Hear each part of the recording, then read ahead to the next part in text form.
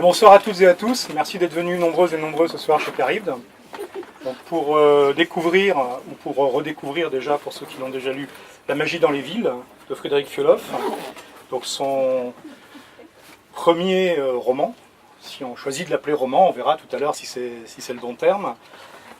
C'est un texte moi, que j'attendais avec impatience parce que je n'avais pas lu beaucoup de textes de Frédéric Fioloff. J'avais lu en fait ces trois textes dans la revue La moitié du fourbi, dont je vous dirai un mot tout à l'heure.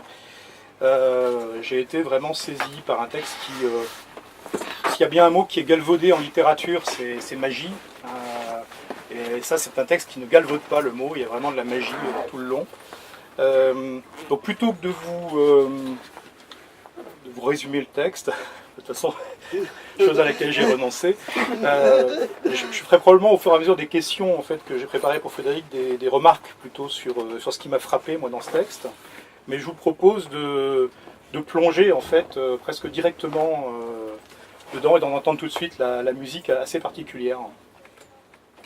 On va commencer par les trois premiers fragments. Un matin, en descendant les poubelles, il s'est aperçu que le mur qui séparait son immeuble du cimetière avait disparu. On voyait soudain les allées, les fleurs, les stèles. Il s'est dit « Tiens, je vis dans un cimetière à présent ». Il a d'abord trouvé ça impudique, ces morts si nus, tout près de sa fenêtre. Et puis il a bien fallu faire voisin. Il s'est donc promené dans les allées, s'est laissé aller dans le labyrinthe. Il a éplé des noms, caressé des tombes. C'est fou ce qu'un mort peut ressembler à un autre mort et graver dans la pierre un chagrin éternel à un autre chagrin éternel. Puis il a commencé à s'attacher un peu à ses voisins anonymes et même à faire des préférences. Il lui est arrivé de les plaindre, de se confier à eux. Sur les tombes trop peu visitées, il déposait des fleurs et, quelquefois, une nouvelle épitaphe. Moi aussi, je pense à vous, je vous souhaite le temps doux. De temps à autre, quand ça durait trop longtemps, les voisins vivants l'appelaient de l'immeuble. « Ohé, camarade, oublie un peu les voisins morts, on est là nous aussi !» Et puis un jour, tout est rentré dans l'ordre. Le syndicat des copropriétaires a fait construire un long mur gris, comme avant, pour séparer les morts des vivants. Toutes les petites et les grandes choses qui font la vie sont ces figurines de cristal. Curieusement, il y tient beaucoup. Il en a hérité par legs, où il les a parfois trouvées sur son chemin. Ces figurines sont disposées à la surface d'une planète immense et blanche, une planète muette qui est sa vie. Il pousse la gigantesque map-monde, son monde, devant lui, avec beaucoup d'efforts et de précautions. Car les figurines tiennent difficilement droite sur cette surface sphérique. Il arrive que l'une d'entre elles perde l'équilibre et glisse à l'intérieur de la boule blanche. Lorsque cela se produit, il doit plonger son bras très loin dans la masse nuageuse pour tenter de récupérer ce qui, pense-t-il, lui appartient. Et il n'y parvient pas toujours. Il appelle ça « aller à la pêche » et il lui arrive de rentrer bredouille. Il a perdu ainsi plusieurs figurines. Le plaisir de boire du vin entre amis, le goût des voyages, l'envie de déplaire aux mauvais coucheurs ou le sens de la répartie. Mais rien de grave. Il aime sa femme, ses enfants et se lève tous les matins pour aller travailler. Il s'était pris très tard de procrastination. Au début, il était même plutôt empressé. Il se débarrassait au plus vite des tâches à effectuer pour profiter ensuite de son temps libre. Les déclarations d'impôts, les factures, les mots de consolation, les promesses à tenir, et tous ces objets cassés qu'il faut réparer. Et puis, peu à peu, les tâches sont passées après le temps libre qui est donc devenu autre chose que du temps libre. Il se demande d'ailleurs souvent de quoi est fait ce temps qui nous sépare de ce qui doit être fait, quand on le fait durer. Il lui trouve un goût sucré, une saveur à la fois pesante et douce, agréable et légèrement écœurante. C'est un peu du temps volé. Parfois, il rate le coche et passe directement du temps volé au temps libre. C'est quand il ne fait rien alors qu'il y avait quelque chose à faire. Mais généralement, il se contente d'attendre le dernier moment, le tout dernier moment. C'est sa manière à lui d'être jusqu'au boutiste. Et puis il est philosophe. Il dit « procrastiner, c'est apprendre à mourir ».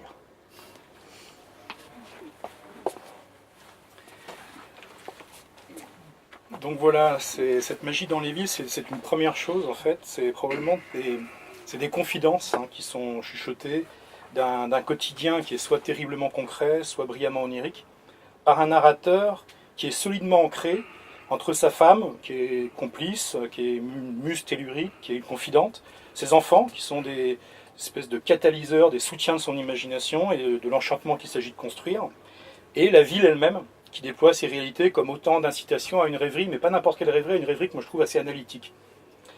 Et la magie dans les villes invite donc d'abord à un parcours exceptionnel, à une promenade, nez en l'air mais cerveau aux aguets aussi, dans tout un tas de vies minuscules où des univers entiers pullulent, foisonnent sur des têtes d'épingle, et ces têtes d'épingle elles sont fortuites parfois, et au contraire elles sont soigneusement orchestrées à d'autres moments. Et donc moi j'avais une première question qui va être un peu à rallonge, je suis désolé, mais c'est comment s'est opéré pour toi ce passage à l'assemblage au roman à partir de formes courtes, des nouvelles ou des textes qui incluaient du contenu théorique, comme les très beaux exemples que sont Dans la moitié du fourbi justement. Alors parenthèse, pour ceux d'entre vous qui ne connaîtraient pas la revue La moitié du fourbi, il faut absolument vous la procurer, c'est une revue exceptionnelle. Et donc il y a 3 textes dans chacun des numéros de Frédéric Fiolof, donc Le lisible, l'illisible, Le roi est nu et Dernier visage. Dont Frédéric donc, est l'animateur. Alors, avant que tu répondes à cette question, mais je pourrais te la répéter après parce que je vais en profiter. Je vais en profiter pour lire quand même un très bref extrait de la nouvelle qui s'appelle Le roi est nu, dans le numéro Trahir de la moitié du fourbi. C'est très court, et pour donner ce qu'il y avait avant la magie dans les villes. Joël est un ours funambule. Il a la soixantaine, il est grand, il est gros, on ne le voit jamais assis. Il porte des costards cravates même par 40 degrés. Les costumes, ça va encore, mais c'est surtout les cravates qui affichent le mauvais goût, ou disons un certain goût. De vrais décors de péplum, avec tête de fauve, reptiles et colonnes torsadées. Et le catogan qu'il porte assez fréquemment n'arrange rien. Il fait penser à un patron de bar à filles dans un style à la fois Côte d'Azur et Showbiz vieille France. Il y aura bientôt 2 4x4 dont les numéros d'immatriculation se résumeront à Joël 1 et Joël 2. Il en fait trop, toujours un peu trop, mais c'est la peau qui lui va. C'est quand on lui met un micro entre les mains que Joël devient un ours funambule. Une bête de cirque qui emporte tout le monde dans son manège. Il s'en fout d'être un peu vulgaire, il se laisse porter par ce qui le convainc. Chanter est une seconde nature, même s'il n'en fait plus son métier. Il chante pour chanter, pour se souvenir qu'il a chanté, pour faire gagner de l'argent aux autres, pour s'amuser. Mais on sent que la scène le brûle encore, que le spectacle le consume. Il ne peut se tromper personne là-dessus. Il chante pour dénouer les nœuds qu'il a dans le ventre. Que ce soit dans une cour d'école, dans une salle, un restaurant, il a un coffre et des yeux pour l'Olympia, sa première maison, comme il dit. Il respire avec la chanson française, la variété. Alors on peut se moquer, mais Joël allume des incendies comme personne. Il se produit parfois dans les hôtels de Cape Point ou de Serekunda pour arrondir les caisses de l'école française, d'une association caritative gambienne ou pour faire plaisir à un gérant libanais. Il ne lui faut pas plus de 2 chansons pour arracher une colonie de touristes débarqués d'Europe du Nord à un buffet de homards sur leur lit d'ananas. Quant aux francophones, chacun y trouve son compte d'une manière ou d'une autre. Les vieux briscards tropicalisés sentent monter en eux l'étrange nostalgie de ce pays où ils ne survivraient pas au-delà de 2 mois. Les chefs de chantier belges battent le rythme avec leurs pieds sur toute la musique que j'aime. Le patron de la filiale de Total en redemande et aimerait bien programmer un concert de Joël pour l'anniversaire de sa femme. Les Sénégalais en goguette trouvent que quand même, les chansons d'amour françaises, ça envoie. Quant aux Fingles qui préfèrent généralement écouter Bartok dans leur patrol climatisé, ou aux inconditionnels du festival de jazz de Saint-Louis, ils doivent bien admettre quand même que Joël dégage une foi communicative, qu'il chante dans les grandes largeurs et avec ses tripes. Voilà, donc c'est un exemple de personnage que Frédéric a créé donc, pour cette nouvelle Le roi est nu, une nouvelle magnifique. J'ai fait exprès de choisir un extrait vers le début parce que c'est des nouvelles à suspense, donc je ne voudrais pas trahir l'intrigue. Et donc voilà, la question c'est comment tu as franchi le pas, enfin que tous ne franchissent pas, qui n'est pas nécessairement un pas à franchir en soi, mais en tout cas là qui est manifeste, entre des textes courts donc, et puis un texte d'une autre ampleur. Alors, pour la magie dans les villes, effectivement, au début, il s'agissait, ça n'a jamais été un texte, ça doit se ressentir peut-être, je ne sais pas, que j'ai conçu comme un tout, on va dire. C'est un texte qui reste à la fois peut-être quand même entre un recueil de fragments et une narration, dans le sens, je pense, où il y a peut-être quand même les 2/3 des fragments qui peuvent se lire un peu dans n'importe quel ordre, pas tous mais beaucoup. Donc au début j'étais plutôt sur l'écriture de fragments, voilà, avec comme seul point commun, seul lien peut-être ce personnage qui revient, mais on avait des petites unités un petit peu séparées. Donc l'interconnexion se faisait à travers le personnage qui avait d'ailleurs un nom au départ que je vais révéler ce soir, il s'appelait Hercule, en fait. Donc, c'est-à-dire que très souvent, quand maintenant vous lisez il, avant on disait Hercule. Et en fait, ce qui se passe, c'est que je ne sais pas pourquoi ce nom, mais c'est quelque chose qui m'a porté. Donc, je ne savais pas si j'allais le garder, mais en tout cas, ça m'aidait à continuer à écrire. Mais c'était le seul point commun. Puis finalement, on a décidé, moi-même, bon, j'hésitais à le conserver, et avec Pascal, donc mon éditeur, on a essayé de voir, et en le réécrivant sans ça, on a trouvé que c'était plus fort, il y avait quelque chose qui convenait mieux. Alors on retrouve Hercule uniquement dans les remerciements, en fait. Donc, parce que, bon, je ne vois pas pourquoi on ne pourrait pas remercier un ex-futur personnage de roman. Donc voilà. Et pour revenir sur la question du fragment et du passage à autre chose, au fil de l'écriture de ces fragments, il y a, je ne sais pas comment on peut appeler ça, des accidents de fragments, des choses qui sont revenues, une espèce d'épaisseur qui s'est constituée. Donc il y a eu 2-3 personnages notamment qui ont eu envie de revenir, je ne sais pas, l'ange, la fée, et puis un phénomène temporel qui s'est créé à travers certains personnages, notamment les enfants qui grandissent, etc. Donc du coup, ça a croisé un petit peu ces deux niveaux, et ce personnage aussi, c'est, même s'il n'est pas nécessairement extrêmement développé, mais il s'est mis à être habité d'un passé, d'une épaisseur, qui fait que voilà, ça s'est produit un peu de cette manière-là. Donc on a à la fois peut-être un ou deux fils narratifs, on a quelque chose qui est de cet ordre-là, tout en gardant quelque chose qui est quand même qui fonctionne aussi autour du fragment, je dirais. Alors je trouve que tu propulses ton personnage pour nous dans des villes qui sont redevenues pour l'occasion des sources de merveille, mais aussi des jungles assez touffus où la moindre brique innocente, elle peut se transformer donc par la magie de l'imagination en complètement autre chose. Et ça, il y a donc des surprises sans arrêt, où on guette en fait cet absurde qui est omniprésent pour en extraire de la joie et puis une forme de soutien de l'existence. Et du coup, ma deuxième question est liée au fait que tu aies placé en exergue de ce roman donc une phrase d'Henri Michaud dans Ailleurs, la phrase étant « Le jour même, je me trouvais, je ne sais comment, rejeté du pays de la magie ». Donc je voulais savoir si tu accepterais, enfin j'espère parce que tu m'as dit que tu accepterais, donc de nous en dire davantage en fait sur ton rapport personnel à Michaud, sur le sens que tu accordes à ce mot de magie en fait dans ce cadre, et peut-être sur un personnage qui peut aussi incarner un caractère désaccordé que l'on a pu entendre ici ou là à propos de ton héros, à savoir Plume. Et avant que tu puisses répondre, donc, je vais lire un très bref extrait de Plume, justement, c'est bon, j'adore. Et c'est un extrait c'est un texte très court d'Henri Michaud qui s'appelle « Dans les appartements de la reine ». Donc comme Plume arrivait au palais avec ses lettres de créance, la reine lui dit « Voilà, le roi en ce moment est fort occupé, vous le verrez plus tard. Nous irons chercher ensemble, si vous voulez bien, vers 5 heures. Sa Majesté aime beaucoup les Danois. Sa Majesté vous recevra bien volontiers, vous pourriez peut-être un peu vous promener avec moi en attendant. Comme le palais est très grand, j'ai toujours peur de m'y perdre, de me trouver tout à coup devant les cuisines. Alors vous comprenez, pour une reine, ce serait tellement ridicule. Nous allons aller par ici, je connais bien le chemin. Voici ma chambre à coucher. » Et ils entrent dans la chambre à coucher. « Comme nous avons 2 bonnes heures devant nous, vous pourriez peut-être me faire un peu de la lecture, mais ici je n'ai pas grand-chose d'intéressant. Peut-être jouez-vous aux cartes, mais je vous avouerai que moi je perds tout de suite.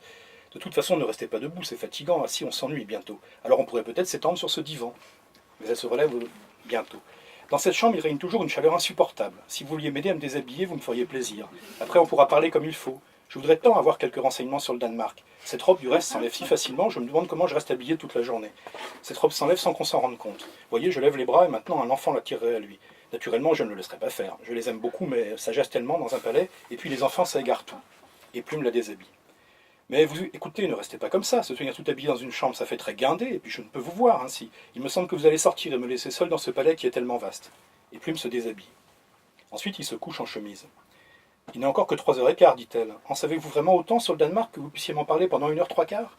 Je ne serai pas si exigeante. Je comprends que cela serait très difficile. Je vous accorde encore quelque temps pour la réflexion. Et tenez, en attendant, comme vous êtes ici, je vais vous montrer quelque chose qui m'intrigue beaucoup.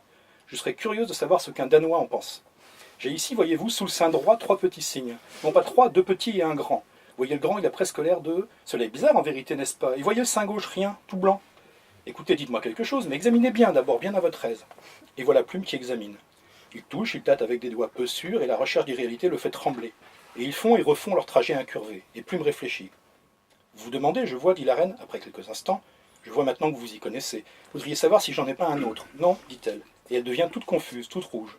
Et maintenant, parlez-moi du Danemark, mais tenez-vous tout contre moi pour que je vous écoute plus attentivement. Plume s'avance, il se couche près d'elle, et il ne pourra plus rien dissimuler maintenant. Et en effet, écoutez, dit-elle, je vous croyais plus de respect pour la reine, mais enfin, puisque vous en êtes là, je ne voudrais pas que cela nous empêche dans la suite de nous entretenir du Danemark. Et la reine l'attire à elle.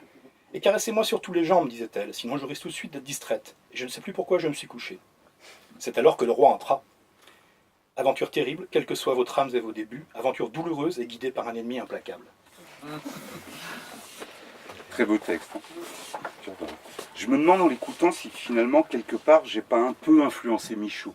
Mais je sais pas si... Il faut reprendre à faire ça. Alors, plusieurs choses avec Michou. Bah, alors déjà, cette phrase, puisque, voilà, cet exergue. Alors déjà, c'est toujours quelque chose que j'aime bien trouver dans les livres, les exergues. C'est peut-être secondaire, futile, j'en sais rien, mais je suis très déçu quand il n'y a pas une exergue dans un livre. Je trouve ça intéressant, parce qu'il y a toujours des relations assez différentes qui s'instaurent avec le texte. Ça peut être, voilà, ça peut être un clin d'œil, ça peut apporter quelque chose en plus qui n'est pas dans le texte. Il peut se passer différentes choses, quoi. Et voilà, donc du coup, fatalement, j'en voulais une. Et voilà. Et donc, bon, ben, en cherchant, j'ai bien aimé cette phrase qui est en fait une phrase de clôture, puisque c'est la dernière phrase de la magie, au pays de la magie, pardon, qui est donc l'une des séries de textes de Ailleurs, de Henri Michaud. Et voilà, donc j'aimais bien ça. Pourquoi? Parce qu'il y avait cette espèce de... Le jour même, je me trouvais, je ne sais comment, rejeté du pays de la magie, cette espèce de formule qui expulsait comme ça le personnage de l'univers magique qui venait d'explorer, donc quelque chose d'un peu mystérieux, d'un peu cassant. Il y avait aussi, je trouve, un clin d'œil avec un petit peu la fin quand même de la magie dans les villes, où il y a aussi un décrochage un peu en partie, en tout cas du côté du personnage de la magie. Puis il y avait le fait de peut-être de mettre le texte, la magie dans les villes, sous le signe d'une magie résiduelle, c'est-à-dire on commence avec la magie quand on n'est plus dedans, quoi, finalement. Donc, espèce de quelque chose qui resterait de la magie après qu'elle a disparu. Voilà. Alors sinon, pour parler plus de Michou, bon, je ne vais pas non plus... ce que je dirais, c'est qu'effectivement, il y a peut-être différentes choses qui ont pu m'habiter quand je écrivais ce texte. Bon, on pense à Plume, bien sûr. Alors, j'avais pas de souvenir très précis de Plume, mais c'est vrai que c'est un texte très fort qui m'avait beaucoup plu. Je pense qu'il m'a nourri aussi quand j'écrivais ça, parce que c'est un peu, je l'ai relu du coup après, c'est un peu quand même la figure matricielle cette espèce d'incarnation d'un rapport absurde, décalé au monde.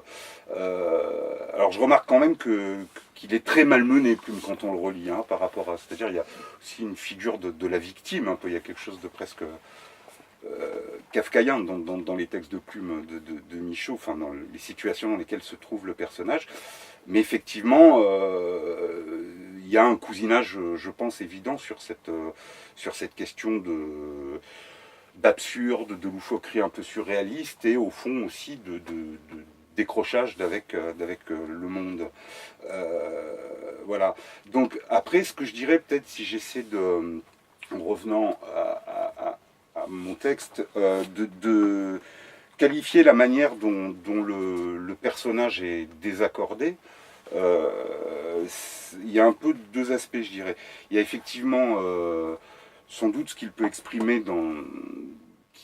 qui relèverait un peu de cette parenté avec des personnages comme Plume, de rapport absurde au monde, et de peut-être quelque chose, une espèce de hiatus un peu radical, essentiel, structurel, entre l'homme et le monde, quelque chose qui est là, de tout temps et pour tout le monde. Sauf que bon, on l'exprime pas forcément, mais du coup ça peut partir de là.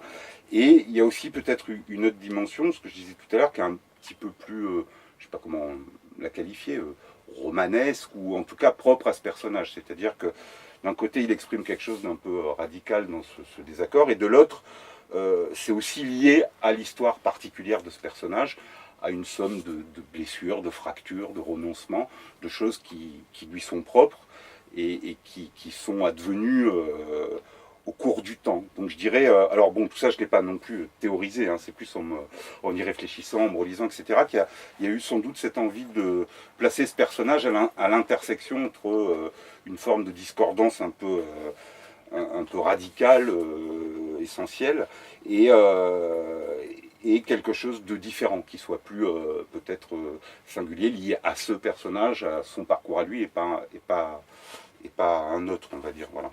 Je ne sais pas si j'ai répondu. Si, tout à fait. Ça me donne l'idée d'une autre question pour tout à l'heure. Mais du coup, mais je pense qu'il est peut-être temps de faire davantage connaissance avec le personnage maintenant, donc peut-être de lire un nouvel extrait. On va penser aux 3 autres fragments.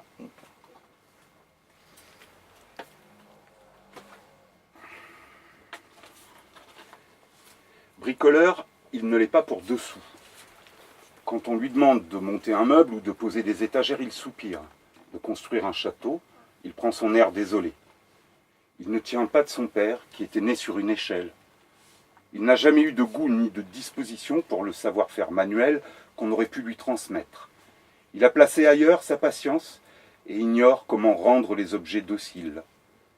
Sa femme voudrait bien que ça change. Elle est délicate, encourageante, alors elle ne dit rien. Elle dispose un peu partout des notices et des plans de construction. Il découvre des croquis annotés aux 4 coins de son appartement, sous son oreiller, dans son assiette, dans ses poches de veston. Les bons jours, il en fait des pochoirs ou des listes de consignes qui riment dans le vent. Les mauvais jours, il n'en fait rien et les laisse reposer là où ils sont. Parfois, sa femme délicate dépose aussi des pièces détachées à intervalles réguliers sur la moquette, mais il les prend pour des îles et ça lui va comme ça. Voilà. Il s'entend à merveille avec les animaux. D'ailleurs, il n'en a jamais eu. On pourrait même dire qu'il ne les aime pas. Il apprécie cette drôle de façon qu'ils ont de se faire de la place, lui et eux, de respirer le même air tout en s'ignorant. Il est heureux de ne pas savoir quel goût le vieux chien trouve au mur qu'il lèche, de ne rien comprendre aux manières du chat ou aux circonvolutions des oiseaux migrateurs. Il ne déduit rien de la méditation du babouin. Il trouve bien mérité le dédain des grands félins à son égard. Il se demande rarement quelle vision les hamsters peuvent avoir d'un monde meilleur. Mais ce remue-ménage discret l'apaise. Il regarde l'espace-temps autour de lui, il se dit « c'est chouette, il y en a pour tout le monde ».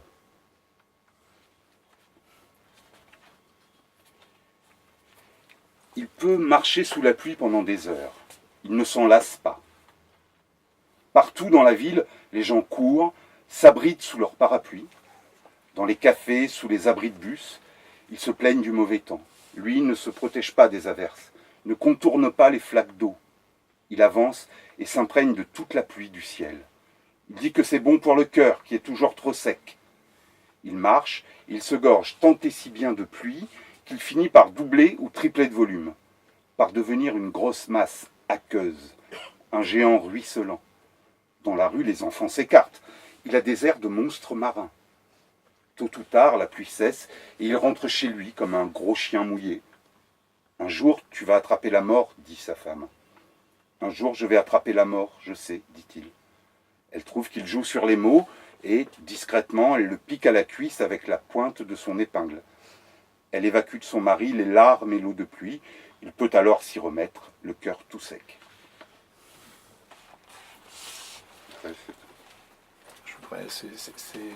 Ces 3 extraits-là, en fait, sont pour moi très flagrants de la précision, en fait, vraiment redoutable de l'écriture qui permet à la magie dans les villes de basculer très aisément d'un registre à un autre, hein, de pouvoir vraiment mobiliser beaucoup de choses différentes, en fait, de paragraphe en paragraphe ou de bout de texte en bout de texte. Mais pour revenir sur le point précédent, ce qui m'a frappé également, c'est donc cet ancrage dans un quotidien qui est parfois minuscule. Et puis cette présence bienveillante et en même temps assez caustique, hein, de la femme et des enfants. Et voilà, moi je me demandais comment est-ce que tu construisais cette transmutation, enfin, d'éléments quotidiens vraiment banals. Enfin, on a l'impression de voir l'étagère Ikea, enfin, la Billy, c'est pas ça qui manque ici. Enfin, et puis effectivement cette question de bricolage, et il en sort quelque chose qui devient mythologique quasiment, enfin, de même avec les animaux ou la pluie. Enfin, tu vois, ces choses extrêmement banales en apparence et puis qui deviennent gigantesques. Donc, comment est-ce qu'il y a procédé en fait pour faire ça? Enfin, je sais pas si procédé est le bon terme, Ouais. tu vois, mais... Je sais pas non plus. Je dirais que c'est plus de l'ordre du glissement. Voilà, quelque chose qui. Et en fait, en tout cas, ce qui est sûr, c'est que quand on commence à le faire, ça devient très agréable. Et c'est un exercice qu'il faudrait faire tous les matins. Et il y a effectivement cette espèce de possibilité de glissement vers autre chose à partir du quotidien le plus banal. Et voilà. Mais ce que je veux dire, peut-être quand j'y réfléchis, c'est qu'en fait, c'est quelque chose de très ténu. Et ce passage-là, il est un peu presque naturel. L'impression que j'ai, c'est que finalement, peut-être la pensée magique, c'est quelque chose dont on est tous nourris, qui fait partie de notre quotidien. Et là, je ne parle pas, même pas de littérature, je veux dire de notre façon de communiquer, de nos échanges interpersonnels. Si on mettait sur la table, comme je sais pas, un sac de farine ouvert, la somme de discours et de pensées que quelqu'un peut produire dans une vie, on serait, je pense, effaré par la part proéminente que la magie y occupe. Ce qu'on peut appeler la magie. Enfin, je veux dire, on passe notre temps à faire revivre nos morts, on passe notre temps à se promettre des choses intenables, à se projeter dans des futurs improbables, à revivre des choses sur le mode de l'irréel du passé, à fonctionner sur le mode du comme si, à parler aux absents, à parler, je sais pas, à parler des absents. Même ça, quand on y réfléchit, ça suffit. Finalement, c'est une croyance en la magie assez forte, quoi. Je veux dire, les absents, ils sont plus là, pourquoi en parler? Ça sert à rien. Donc il y a tout cet aspect-là, sauf que cette somme-là, qui est réelle, il me semble, curieusement, elle n'a pas vocation à témoigner de ce que quelqu'un a été. Jamais, quoi. Très rarement. Témoigner de ce qu'il a fait, de ce qu'il a pu ressentir, de ce qu'il a pu dire, c'est évanescent, ça laisse pas de traces. Voilà. Donc il y a un peu quelque chose d'un peu regrettable, sans doute, à ce niveau-là. Alors bon, j'ai pas non plus théorisé ça. La magie dans les villes n'est pas un manifeste mais peut-être un peu. Il y a un peu de ça, c'est-à-dire l'idée de pousser un loquet qui permet justement de redonner de l'air à toute cette masse-là qui pourtant est là. Alors je sais pas, peut-être effectivement les enfants y arrivent beaucoup mieux que nous, ils sont moins complexés là-dessus. Je pense que, enfin en y repensant après, même ça quand j'écrivais, je pense que s'il y avait un espèce d'idéal de livre, peut-être que j'aurais voulu écrire quand j'étais en train d'écrire ce texte, ça serait quelque chose comme un livre pour enfants, pour adultes, un truc comme ça. Bon, et voilà, je pense que c'est lié à ça. Alors après, il y a un autre... alors d'ailleurs, cette magie-là qui est enfin, réelle, on s'aperçoit aussi, puisqu'il y a différents niveaux de magie peut-être dans le texte, mais que finalement, la magie plus conventionnée, entre guillemets, celle où il est question de dons, de pouvoir, de choses un peu différentes, plus attendues dans le registre classique de la magie, elle fonctionne assez mal finalement. C'est-à-dire que là, c'est l'ange, c'est la fée, enfin pour ceux qui l'ont eu ou ceux qui le diront, vous allez voir, bon, ils sont pas très doués quand même, quoi. Donc ceux-là, voilà. Donc il y a un peu différents niveaux de magie. Et peut-être une dernière aussi, puisque finalement je m'aperçois que quand j'écrivais, il y avait certains, effectivement, la magie n'est pas systématique non plus, dans le sens où il y avait certaines choses qui décollaient vers ça, effectivement, et puis d'autres qui se cantonnaient un peu dans le registre d'une réalité plus attendue, d'un souvenir, qu'il soit fictif ou réel, voilà, et qui restait donc du plausible, on va dire, avec là l'effort peut-être comment dire, je ne sais pas si je suis parvenu, mais enfin l'envie que j'avais, c'était pour ces moments-là que la magie se joue sur le poids que le réel peut avoir dans ce qu'il a au niveau du ressenti, au niveau de ce qui contient d'énormité déjà en soi. Et voilà, bon, essayer peut-être de faire cohabiter un peu ces deux registres sans que ce soit systématique. Et voilà, donc je dirais un peu ça sur ces questions de magie, un peu ces différentes choses peut-être. Le hasard quasiment fait que cet été, en fait, quand je découvrais en fait ce texte, je suis tombé en fait à Marseille, au musée d'art contemporain, dans la collection permanente, sur quelques œuvres en fait, d'un artiste qui s'appelle Chris Burden, et qui a fait des choses, alors c'est normal, j'aurais bien donné une reproduction, mais bon, j'ai essayé de vous la décrire. C'est des espèces d'astéroïdes qui font à peu près cette taille-là, quoi. Donc qui sont enfin en 3D, qu'on peut voir sous toutes les coutures, et sur lequel il a construit en fait des petites scénettes de choses assez simples. Ça peut être une maison avec son jardin, les gens dans le jardin, mais ça couvre toute la planète, donc comme si c'était vraiment un globe terrestre, sauf que ça fait un petit kilomètre carré, mais il n'y a pas que des choses familiales, il y a aussi une exploitation minière avec ses wagonnets, ses rails et tout. Et tout ça tient évidemment pour la force de gravité, mais quand on la regarde comme ça prend un aspect. Il y a vraiment un quotidien complètement magique, parce que ça ne devrait pas tenir. Ouais.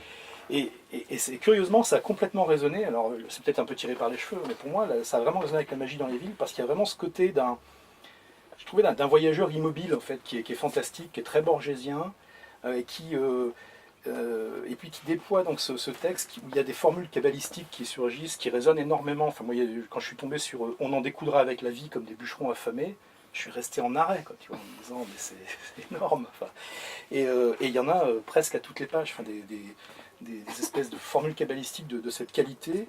Et je trouve que ça évoque des rêves, justement, et des rêves beaux, ou ça évoque des procrastinations un peu miséreuses, ça évoque des cauchemars, ça évoque des histoires à lire le soir aux enfants, mais qui peuvent être terribles aussi. Enfin, il y a vraiment un côté là d'utiliser toutes les ressources aussi du conte de fées, pas seulement pour rassurer, pour inquiéter aussi. Il y a des devinettes, mais ça peut être aussi des nécessités quotidiennes, on l'a vu là, où il y a moi je trouve une espèce de vertu chamanique qui passe dans tout ça. Et, et voilà, je trouve que ça fonctionne. Là où il y a une magie, c'est que ça fonctionne, en tout cas, in fine, en tout cas pour moi, comme une sorte d'antidote en fait, face à tout ce qui est de l'ordre du renoncement, du désabusement. Alors, il y a vraiment une question d'enchantement par un acte de volonté en réalité, et qu'on sent énormément. Alors, quand je dis ça, ça peut paraître très sérieux, voire grave, voire un peu sinistre. Et en fait, l'autre grosse magie en fait qui est à l'œuvre, c'est que à une phrase de distance, parfois même moins, parfois dans la même phrase, il y a à la fois beaucoup de gravité, beaucoup de solidité, et puis un humour en permanence. Je crois qu'on entend bien à la lecture, quoi. Ça va du clin d'œil à vraiment les choses qui font rire. Et je veux savoir si tu peux nous en dire plus sur la manière dont tu associes en fait ces facettes-là. Pas vraiment de recette. Je dirais que si, peut-être quand même plus sur un peu, pour revenir un peu à la genèse de ce petit texte, c'est que je me souviens que les premiers fragments que j'ai écrits avec ce personnage étaient plutôt des fragments sombres, très sombres même. Et il y avait peut-être cette idée de me tenir dans ce lieu-là. Et l'un des livres que tout le monde connaît, mais que je trouve magnifique et qui m'a aussi, qui était assez présent finalement. Il y a eu une espèce de... Quand j'écrivais au début, même à d'autres moments, et qui est beaucoup moins, dont la présence est beaucoup moins, je pense, décryptable que des choses de type texte de Michaud, de type Plume, c'est Un homme qui dort de Pérec. Et c'est... alors, évidemment, c'est un autre type de texte, et on est tout à fait... Mais je sais pas, il y a un compagnonnage avec ce livre. Et bon, il y a quelques fragments dont on trouve la trace un peu quelque chose de sombre de cet ordre-là. Et puis finalement, là aussi, c'est encore un peu de l'ordre de l'accident. C'est quelque chose dans lequel j'arrive pas à me tenir longtemps. C'est-à-dire que, il y a toujours quelque chose qui va se produire au niveau... un mot qui va déraper, une phrase qui ne peut pas s'en tenir à une forme de gravité, quelque chose qui tout de suite décale le propos. Et voilà, donc je pense que, je sais pas, c'est peut-être un aveu de faiblesse que je récupère pour... Et un peu l'impossibilité de rester dans ce registre-là, et donc du coup jouer sur ces deux-là. Et à l'inverse, je pense que quand ça part parfois plus dans un registre qui se veut plus léger ou plus humoristique, il y a des moments où tout d'un coup, effectivement...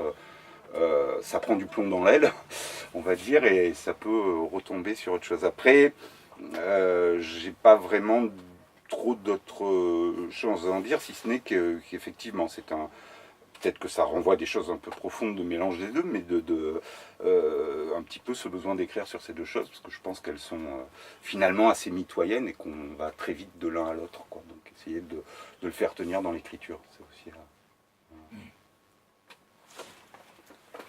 Enfin, peut-être un dernier groupe d'extraits à ton choix. D'accord. Alors, les textes encore. Ça va, vous m'entendez, oui? Non, ça, vu que moi je suis un peu sourd, j'ai toujours peur que... Non? Ouais, plus fort? Un peu plus ta voix, ce serait bien. Un peu. D'accord, je vais me mettre un peu plus devant déjà.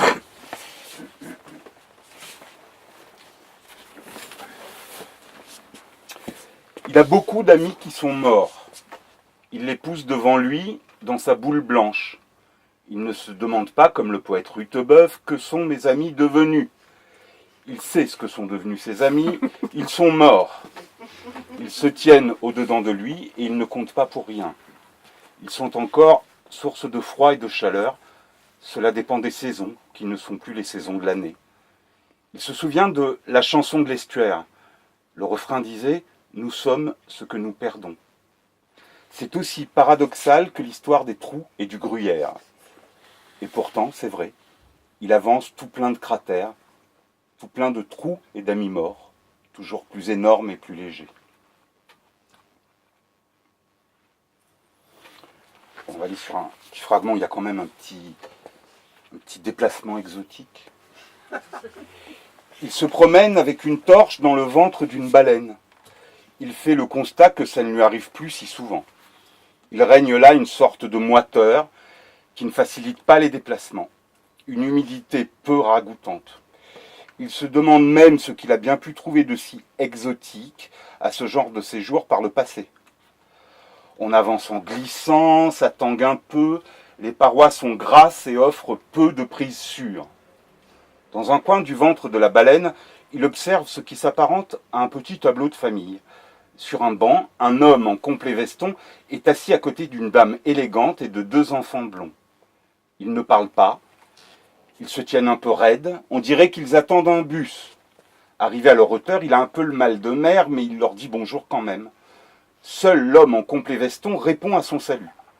La femme et les enfants restent muets et semblent l'ignorer totalement. Un peu gêné, il s'adresse à l'homme qui a parlé. « Ce sont vos enfants, je suppose. Ils sont magnifiques et ils ont l'air très sages. » « Pas exactement. Mes enfants ne sont pas là. Eux, ce sont les enfants que j'aurais aimé avoir. » « Et madame ? » ?»« C'est la mère. Je veux dire la mère des 4, de mes enfants et de ceux que j'aurais aimé avoir. » C'est pratique, j'imagine. Effectivement, je vis ainsi avec ma femme et avec la femme que je n'ai jamais eue, et ça, ce n'est pas donné à tout le monde. Mais la baleine s'agite de plus en plus, et lui, il a vraiment le mal de mer, et le hoquet à présent. Il se dit qu'il est plus prudent de se retirer avant que tout cela ne se mélange. Un petit dernier ici. Alors, avec la fée, histoire qu'on l'entende quand même. Passage avec la fée, tiens. Quelle est ta couleur préférée ? Le jaune, répond-il sans hésiter. Eh bien, si tu le veux, désormais tout sera jaune, prévient-elle généreusement. Les maisons seront jaunes, les voitures seront jaunes, les oiseaux et le ciel seront jaunes, et moi aussi, je serai jaune. Dis seulement une parole, et chaque chose ici-bas jaunira. Mais je n'ai aucune envie que tout soit jaune. Il fait un pas en arrière et prend, malgré lui, un air légèrement dégoûté.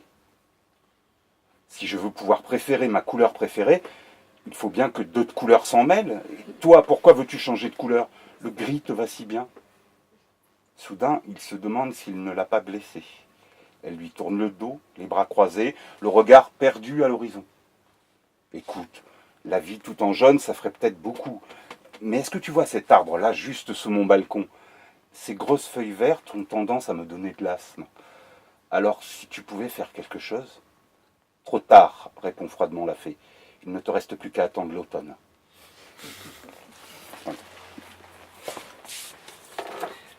Est-ce que vous auriez des questions pour Frédéric Fioloff ?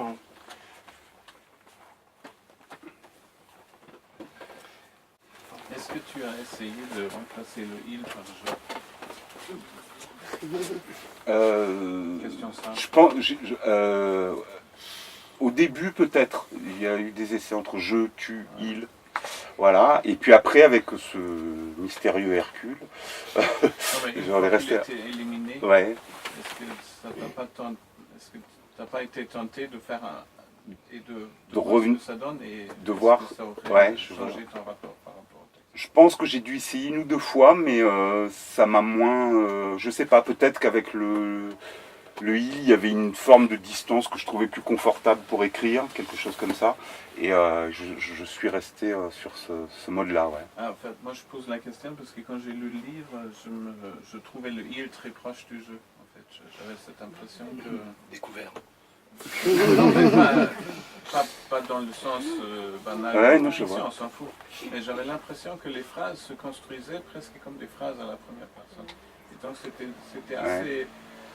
assez tendre comme écriture, je trouve. Ça m'a beaucoup touché. Et donc je trouvais qu'il y avait un il qui était très proche du jeu. Il y avait une sorte d'ambiguïté. C'est peut-être parce que tu as enlevé le Hercule. Peut-être, ouais. J'étais très C'est un touché personnage par ça. nommé. C'est vrai ce qu'il dit, parce qu'il y a une dimension tellement intime, indépendamment du côté magique. On peut penser que c'est aussi un portrait de l'homme moderne d'aujourd'hui, quoi. Mhm. Et qui doit faire avec l'univers dans lequel il est. Et je trouve, c'est un compliment quand je dis ça, parce que pour moi c'est une écriture très fine quand on arrive à ciseler la phrase qu'elle est presque entre le jeu et le il, qu'on ne sait pas exactement où.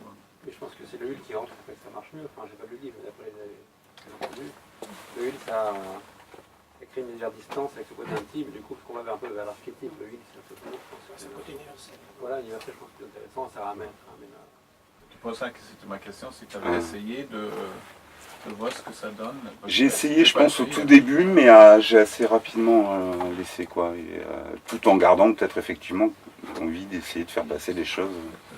Mm. Et ça rend le texte très beau, hein. Très beau, très tendre.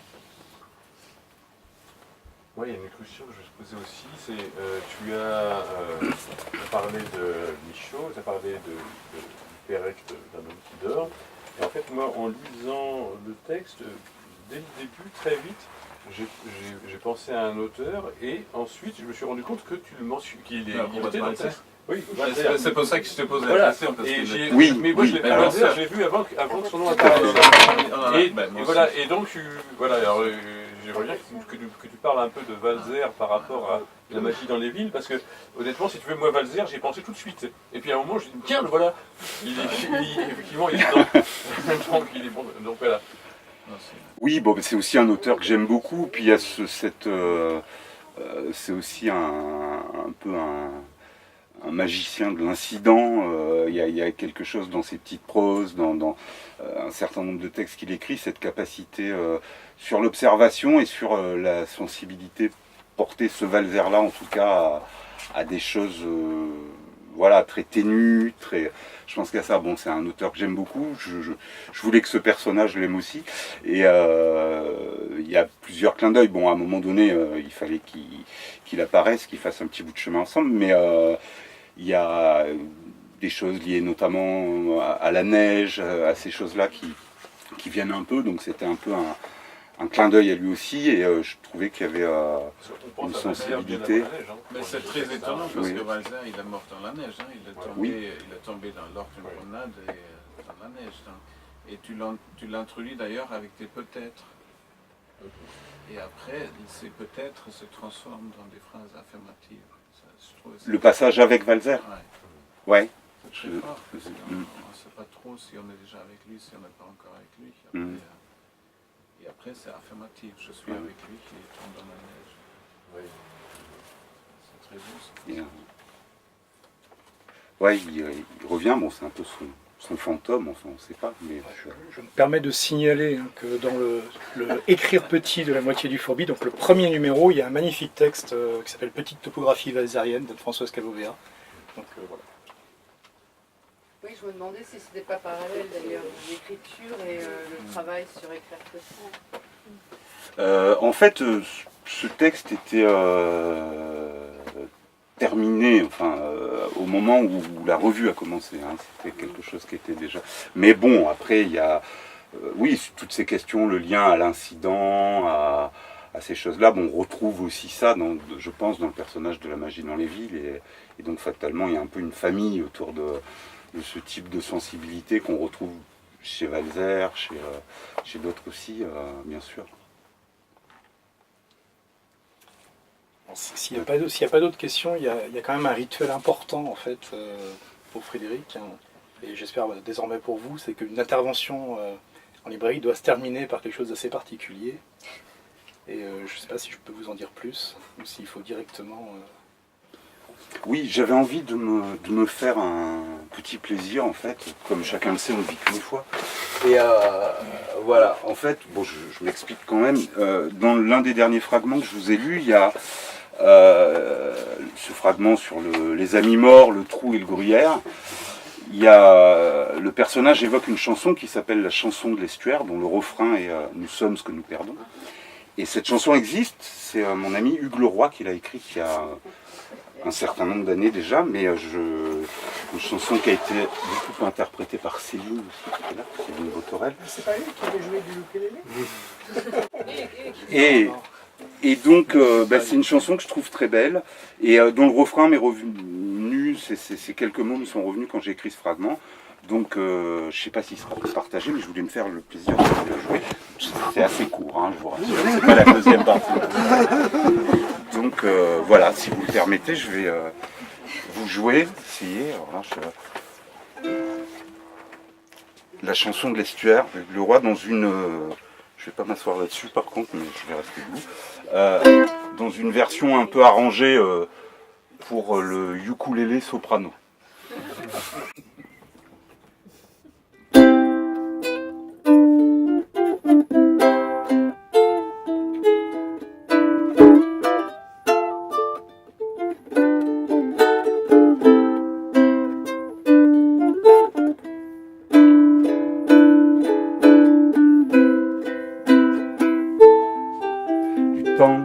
Du temps que j'étais chez mon père, j'attendais d'aimer la saison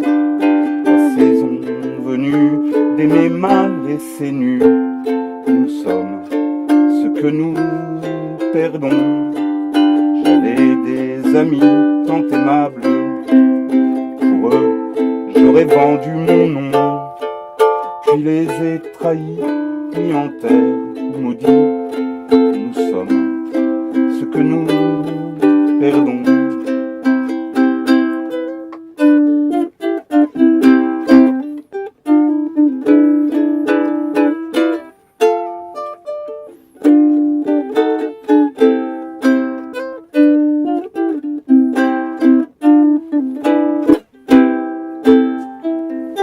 La vie m'a bu comme fontaine, m'a séché mon sang, mes chansons, m'a bu mes bonheurs, mes chagrins, tout mon cœur.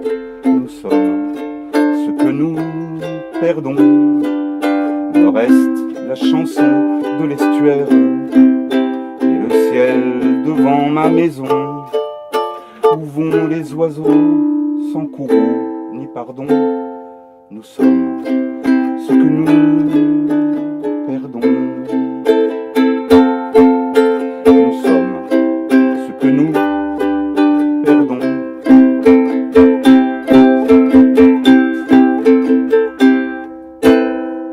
Merci.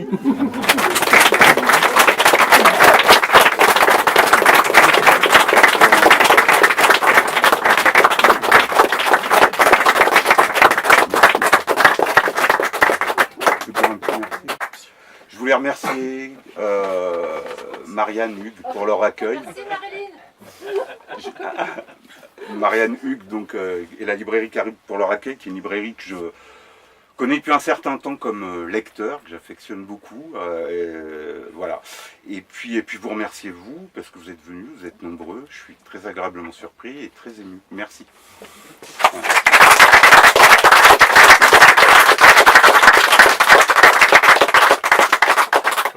On va poursuivre la soirée autour de quelques verres. Je vais remettre des bouteilles, hein, parce que je crois qu'il n'y en a plus beaucoup. Je voulais simplement mentionner, enfin c'est pas rituel, mais ce livre est magique. Et en tant que livre magique, il ne faut pas hésiter à l'offrir à des gens pour transmettre cette magie. Donc voilà.